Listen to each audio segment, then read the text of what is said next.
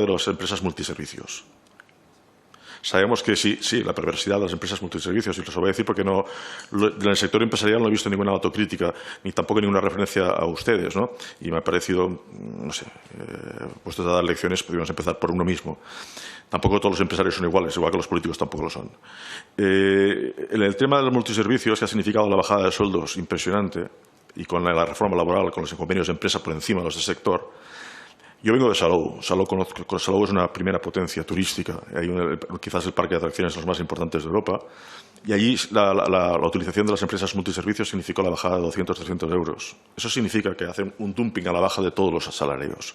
Entonces, ya que estamos hablando de reconstrucción turística, yo les diría también al sector empresarial, no solamente al Gobierno, que quizás hay que repensar el modelo turístico, porque no solamente, siempre habrá países que tendrán destinos turísticos que tendrán trabajadores que se pagarán mucho.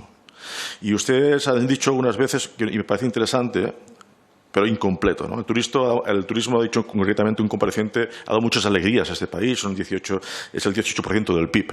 Pero eso hay que repartirlo, porque precisamente esas cifras quizás a las trabajadoras de piso pues les dicen poca cosa.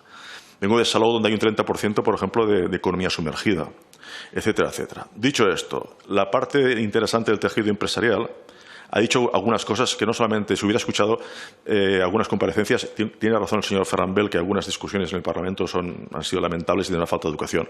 Pero también se ha buscado en las iniciativas de los partidos, han visto algunas que coinciden con las suyas. Le voy a dar una del Partido Republicano, de Esquerra Republicana concretamente. Ya en marzo, porque el tema de la liquidez lo conocemos perfectamente y es quizás el más importante en estos momentos. En marzo ya le dijimos, hemos hecho preguntas al Gobierno, que les podía haber escuchado, proposiciones no legislativas, y hemos hablado con los ministros de primera voz para decir que en el tema, por ejemplo, de las cancelaciones. Y tiene usted razón, porque no hemos actuado igual que Portugal, que Italia y que Francia, por decir las tres competidoras en cuanto a estados. Y diré el ejemplo que hemos pedido, el tema de las cancelaciones. Usted sabe que no se debe devolver el dinero ni en Italia, ni en Portugal, ni en Francia. Allí se han dado bonos por 18 meses. Aquí, no. Y se ha pedido por activa y por pasiva. Y eso significa, como usted ha dicho, pues la descapitalización de muchas pequeñas y medianas empresas que ya tenían gastado este dinero, porque es la primera parte de la temporada cuando se gasta en personal, en mantenimiento, etcétera, etcétera. Y ahora se da la paradoja que yo, por ejemplo, si he hecho una reserva en Francia, pues no me devuelven el dinero, me dan un bono de 18 meses. Y en cambio aquí puedes decir que el bono o devolverlo, ¿no? Luego hay muchas cosas de las que han dicho que sí que estamos de acuerdo, pero sí que interesamos en el nuevo modelo de turismo que hay que plantear, y usted ha dicho también de que hay que ligarlo al conocimiento. Sí, pero también hay que ligarlo a que todo el mundo se gane bien la vida. Hay muchos destinos turísticos que son una parte muy importante del PIB de aquel país y en cambio la gente cobra, ya sabe usted, destinos turísticos, los trabajadores que están en los hoteles cobran unas miserias. No queremos ser este destino turístico y hay que hacer cosas nuevas en una mesa de reconstrucción social como es esta de aquí. Y acabo, porque se me acaba el tiempo, tendría muchas cosas que decir. Y el tema de la liquidez, es verdad. Cuando se tuvo de rescatar a la banca, se rescató.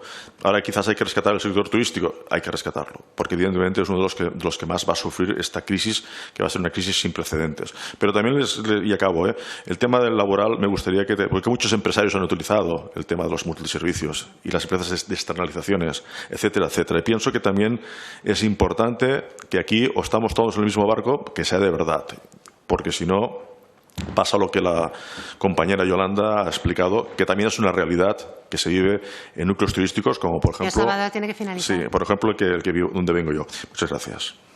Gracias, señor Salvador. Por el Grupo Confederal de Unidas Podemos, tiene la palabra la señora Franco.